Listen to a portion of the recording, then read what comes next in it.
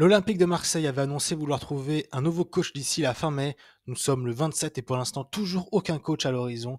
Alors, où en est le dossier du coach? On va en parler dans cette vidéo. Bonjour à tous et bienvenue sur Ballopé. Je suis ravi de vous retrouver pour évoquer l'Olympique de Marseille, un club qui me tient à cœur en tant que supporter, et le dossier du coach qui pour l'instant patine malgré des nombreuses rumeurs depuis des semaines. On va essayer de faire le point et voir où en sont les différents candidats et qui est selon moi le candidat idéal pour l'Olympique de Marseille.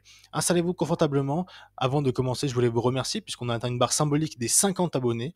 Donc merci à vous pour votre soutien. Je le redis, si vous voulez me soutenir parce que vous aimez mon contenu, n'hésitez pas à mettre un like, à vous abonner, à partager, à commenter. C'est toujours important.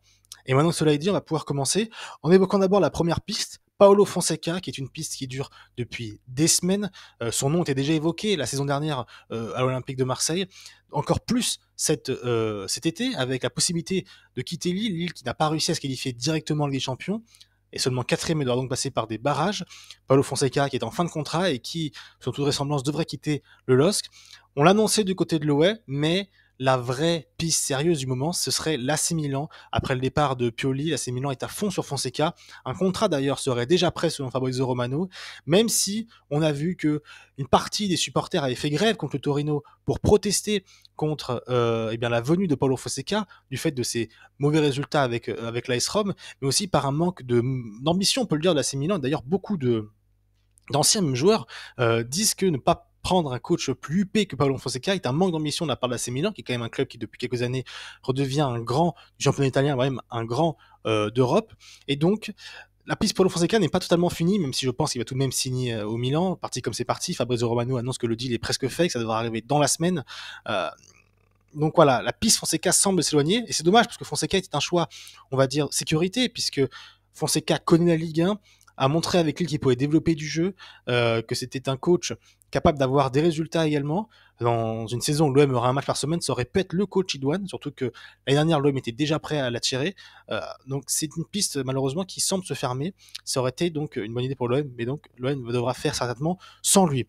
L'autre piste évoquée, et qui est peut-être la piste la plus chaude du moment, c'est l'arrivée de Sergio Conceição, ancien coach de Nantes, coach actuel de FC Porto, qui est au Porto depuis 2017, il me semble, et qui a remis le FC Porto un petit peu sur la carte au Portugal en remportant 2 titres nationaux.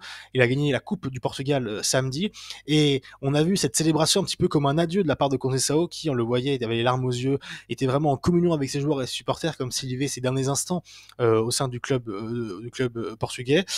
Son départ est presque plus qu'acté, et surtout depuis l'arrivée de Villas-Boas en tant que président, on sait qu'il y a des tensions entre les deux, avec un Conceição qui était bien plus proche du président sortant qui du coup a perdu l'élection. Un accord à l'amiable devrait être trouvé certainement entre les deux, ce qui ferait de Conceição un entraîneur libre, un entraîneur qui peut correspondre à l'OM dans son style de jeu. On le sait, un 4-4-2, même s'il joue en 4-3 depuis janvier, et la blessure de Taremi. C'est un coach qui, on va dire, a le profil coach de l'Olympique de Marseille, c'est-à-dire avec de la grinta, avec des envies, qui demandent beaucoup d'efforts à ses joueurs. D'ailleurs, beaucoup de ses joueurs le jugent comme un entraîneur qui demande à ses joueurs le maximum, et ses joueurs veulent lui rendre tant il motive ses joueurs. C'était le cas de Valentin Rongier d'Amin Harit lorsqu'ils l'ont connu du côté du FC Nantes. C'est un coach qui, en plus, a la particularité d'être un nom et qui peut permettre d'attirer des joueurs. On sait aussi, ça joue dans un projet, surtout dans un projet où il n'y a pas de Coupe d'Europe, avoir un coach qui a la possibilité d'être charismatique et de donner envie à des joueurs de venir à l'Olympique de Marseille, ça peut être un point positif. Le seul X est donc aussi ce problème, c'est que l'OM ne jouera pas de Coupe d'Europe, et que pour un entraîneur du calibre de Conceição qui joue au FC Porto, un club qui joue à la Ligue des Champions tous les ans, qui joue pour le titre au Portugal, ce serait un terrible aveu de faiblesse pour lui de venir dans un club comme l'Olympique de Marseille, même si on sent que les autres clubs en Angleterre ou en Italie ne sont pas vraiment à fond sur lui. Mais le problème avec ce genre d'entraîneur de gros calibre, c'est que eh bien, tout va se jouer un petit peu dans cette fin juin, début juillet, où les contrats des coachs arrivent tout simplement à échéance, en tout cas pour les coachs qui partent libres. Il y a un jeu de chaise musicale en ce moment qui se joue. On a vu que le banc de Chelsea est libre, le banc de Manchester United aussi. En Italie, des bancs certainement vont se libérer, parce qu'il y a le poste de Milan certes, mais il y en a d'autres. Bologne va notamment se libérer, qui va jouer avec des champions l'année prochaine.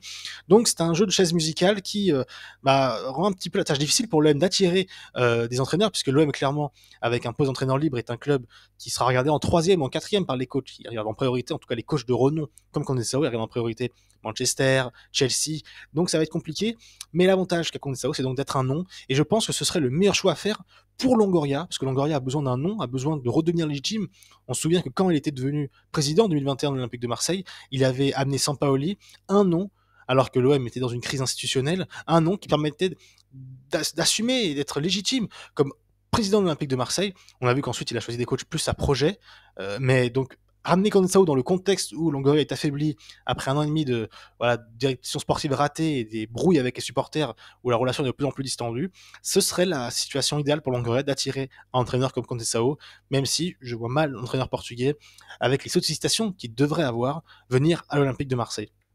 Alors ensuite, l'autre rumeur, même si ça, voilà, en ce moment, on parle de Francaise à Nice. Francaise était une rumeur persistante du côté de l'OM, parce qu'un entraîneur français qui peut passer un step en passant de Lens à Marseille, même si moi je suis pas très fan de cette idée, parce que certes, Francaise est un super entraîneur, il y a rien à dire. Ça peut être aussi un très bon manager, il l'a montré avec Lens avant de laisser le côté manager pour rester entraîneur. Clairement, il restera entraîneur seulement du côté de l'Olympique de Marseille. Mais Francaise, la difficulté, c'est que je pense qu'il n'a pas la capacité d'entraîner dans un club comme l'OM. Alors cette saison, ça pourrait le faire, étant donné que l'OM jouera un match par semaine, mais avec une Coupe d'Europe, avec des égos dans le vestiaire, un club à pression comme l'OM, je ne sais pas si Francaise aurait la capacité de résister, parce que voilà, le cocon familial du côté de Lens, l'absence un petit peu aussi de feu médiatique du côté de Lens, ça a pu aider Francaise à se développer. On l'a vu, Francaise, ça a été un projet de 2020-2024, et à Marseille, j'ai peur qu'il reste 1 an et demi avant que ça pète. Et c'est le problème du côté de l'OM, c'est que nous, en tant que supporters, on veut, en tout cas, je parle en tant que supporter, évidemment, parce que je suis supporter de l'OM, on veut un projet, un réel projet où un coach s'installe sur 2-3 ans avec des objectifs. Et si ces objectifs sont atteints, eh bien, on continue, parce qu'on a trop vu les coachs succéder, encore plus cette saison avec 4 coachs. Et donc, Franquet, je ne pense pas que ce soit le profil idéal, même si, voilà, c'est un bon entraîneur. Mais est-ce que pour l'OM, c'est le profil idéal hors terrain? Je ne suis pas sûr. Après, on sait que Francaise veut un gros club, on sait qu'il souhaiterait rester en France. Maintenant, on sait que Nice est très très chaud sur le dossier. Nice qui a 2 cibles prioritaires que sont Genesio et Francaise. Francaise, je pense, si Gisolfi était resté du côté de Nice, eh bien, il aurait sauté sur l'occasion pour aller à Nice. Gisolfi est parti. Peut-être que ça va refroidir Francaise, qui pourrait donc, selon toute vraisemblance, être libre, parce qu'il a clairement annoncé dans son entourage qu'il souhaitait quitter le RC Lens. Donc, ce serait peut-être la piste, on va dire, la plus logique, entre guillemets, un coach de Ligue 1, quitte un projet où il a amené une équipe à un très haut niveau quand même. Cette année, où il a amené l'année dernière Lens à finir 2e du championnat à plus de 80 points, les années en Ligue des Champions à performer malgré tout, même si en championnat c'était plus compliqué à passer ce step d'équipe moyenne à grande équipe du championnat. Ça pourrait être la solution la plus logique, même si c'est pas celle que moi je privilégierais. Ensuite, alors il y a d'autres rumeurs un petit peu comme ça. On a Almeida de l'AEK Athènes, mais clairement c'est un coach qui est beaucoup trop cher. Il a encore 2 ou 3 ans de contrat, donc je vois pas l'OM mettre de l'argent pour recruter un entraîneur. On parle d'Habib Bey, c'est la rumeur un petit peu folle. Habib Bey, ancien Marseillais, qui réussit à faire monter le Red Star en Ligue 2 avec un jeu attrayant, qui dans un Olympique de Marseille sans Coupe d'Europe aurait le temps peut-être de s'adapter à l'environnement. Je pense encore que c'est trop tôt pour Habib Bey. Habib Bey est un coach qui doit avoir une étape intermédiaire avant d'entraîner un grand club, je pense notamment à Reims. Moi, je le voyais à Reims en tout cas avant le départ de Francaise, puisque Reims, avec le départ de Wissel, c'était un club où il n'y aurait pas eu une énorme pression, où il y avait déjà des éléments intéressants pour développer le jeu que veut développer Habib Bey. Mais avec la place qui est libérée du côté du RC Lens, avec Ace qui va sans doute partir, je vois plutôt Habib Bey prendre le RC Lens, et je ne le vois pas déjà à l'Olympique de Marseille, mais surtout je ne vois pas les Marseillais, les dirigeants marseillais, Pablo Longoria, Bendy Benassia, venir tout simplement chercher Habib Bey. En tout cas, ce serait un terrible aveu de faiblesse qu'un club comme l'Olympique de Marseille vienne chercher un coach aussi peu expérimenté qu'Habib Bey, bien que ce soit un ancien joueur qui connaît l'environnement olympien. Ce serait, je trouve, une petite, quand même, un gros risque même pris par les dirigeants olympiens. Donc on voit que c'est assez flou toutes ces rumeurs, surtout que d'autant plus on a de l'autre côté Bendy Benassia qui sur Twitter est très actif, qui a notamment évoqué les pistes Francaise et Conceição en disant qu'il n'y avait pas de contact établi, même s'il a été prouvé par diverses sources dans les médias qu'il y aurait une réunion entre les représentants de Conceição et l'Olympique de Marseille, également que Francaise aurait fait peut-être les yeux doux à certains dirigeants olympiens.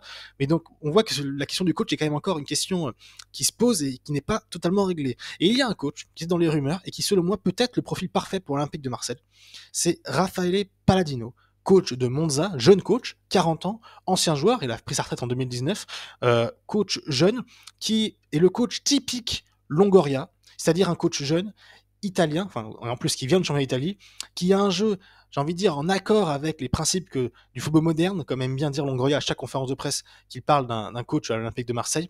Un 3-4-2-1 qui rappelle un petit peu l'époque Tudor, mais qui clairement se différencie des autres. Alors à part Frank Hayes, qui lui aussi joue en 3, avec un système à 3, tous les autres coachs que j'ai évoqués jouent plutôt avec une défense à 4. Donc ce serait également un autre virage par rapport à ce qui a été fait cette saison, où on a joué à 3 du côté de l'OM de manière épisodique avec Gattuso. Mais c'est le coach qui, je pense, est le plus compatible. Pourquoi? Parce que l'OM, clairement, veut repartir sur un projet à long terme. Et je pense qu'un coach comme ça, jeune, est le profil parfait pour s'installer. Pourquoi? Il y a d'abord une année sans Coupe d'Europe, avec un match par semaine où il aura le temps de construire avec les joueurs qu'il aura à sa disposition une idée, un jeu collectif, une proposition footballistique intéressante, avec du temps. On aura une semaine entre les matchs, avec en plus un effectif réduit, parce que je pense que l'OM devra avoir, s'il veut réussir une saison correcte, avoir un effectif réduit de 18-19 joueurs. Ça ne sert à rien de doubler les postes dans une saison où il n'y a pas de compétition internationale durant la saison, comme la CAN par exemple, et qui en plus, un homme qui ne joue pas de Coupe d'Europe, il y a donc au bas mot 35-36 matchs à jouer cette saison pour l'OM, donc avoir un groupe de 22 joueurs ne sert pas à grand chose, mais ça j'en reparlerai dans une vidéo un petit peu où j'essaierai, quand le coach aura choisi, de faire le mercato idéal pour l'Olympique de Marseille. Mais donc ce coach a la possibilité pendant un an, avec du temps, de mettre en place son idée de jeu, de se qualifier en Ligue des Champions, qui sera l'objectif de l'OM la saison prochaine, de mettre en place un mercato intelligent pour prendre des joueurs clés à des postes clés de son système, pour passer un step, et ensuite avec l'année 2, eh bien, continuer avec cette idée mise en place dans la première année du projet, eh bien, continuer de la mettre en place en deuxième année avec un step supplémentaire, avec l'arrivée de joueurs plus performants et avec une Coupe d'Europe, une Ligue des Champions jouée où l'OM devra être compétitif. Et ensuite, en fonction de ces deuxième années, voir si ce coach mérite d'être prolongé ou non.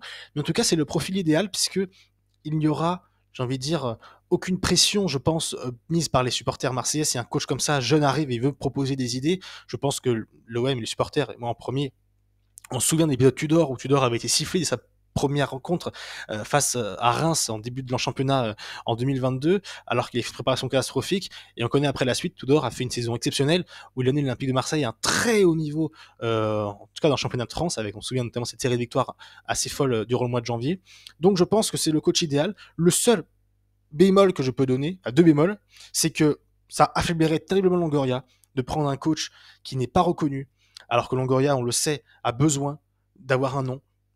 Même si moi, je pense que pour l'OM, il est mieux d'avoir un coach comme ça. Je pense que pour Longoria, le mieux, c'est d'avoir un nom comme Kanté Sao. Et le deuxième bémol qui, moi, me chagrine un peu, c'est que c'est un entraîneur qui n'a entraîné que Monza, donc il a une seule expérience. Certes, il a fait de très bonnes choses avec Monza, 12e et 11e, avec des résultats, on va dire, plutôt bons. Alors, il a autant de victoires que de matchs nuls que de défaites, mais amener Monza, on va dire, dans le milieu de tableau de Serie A, c'est quand même une très bonne performance. Mais le problème, c'est que c'est un coach qui n'a connu que l'Italie. Même en tant que joueur, il a fait 15 ans de carrière uniquement en Italie. Il ne connaît pas l'étranger. Alors on sait que Marseille est souvent comparé à Naples, donc avec ce côté un petit peu latin. Mais est-ce que il pourra s'adapter à un environnement comme Marseille, surtout avec une pression immense sur les épaules, bien que l'OM ne jouera qu'un match par semaine et je pense aura la capacité d'avoir de très bons résultats? C'est peut-être un risque à prendre. En tout cas, moi je le prendrais. Je pense que c'est le coach idéal pour Olympique de Marseille. Voilà donc où on en est du côté de l'OM. Voilà, c'est le micmac un peu. Ce qui me chagrine, c'est qu'on savait depuis février l'arrivée de Jean-Louis Gasset que Jean-Louis Gasset partirait à la fin de saison et que donc il fallait mettre en place la recherche d'un nouveau coach. Pour l'instant, il n'y a toujours personne. Des rumeurs insistantes, mais pour l'instant rien de concret, si ce n'est des rencontres avec des représentants, notamment de Sergio Conceição, qui me semble être quand même la piste qui va être privilégiée par les dirigeants olympiens, parce que le nom, parce que l'aura, parce que le style de jeu qui peut correspondre à l'OM, l'entraîneur qui peut correspondre aussi à Olympique de Marseille. Mais ce qui est important pour l'OM, ce sera de trouver un coach qui s'inscrira dans un projet long terme et un coach qui, voilà, aura du temps, parce que les dirigeants olympiens devront laisser le temps à ce nouveau coach pour mettre en place ses idées. C'est pour ça que moi, je le redis, Palladino semble le meilleur choix. En plus, c'est un coach qui, au vu de son peu d'expérience, si Longoria le ramène, il n'aura pas, je pense, la volonté de se brouiller avec Longoria s'il y a des petits différends en termes de mercato ou en termes de finances, alors qu'un homme comme Sergio Conceição, qu'on connaît, qui peut être très sanguin, peut poser des difficultés. En tout cas, voilà, pour l'instant, c'est flou. On attend de voir qui va être choisi.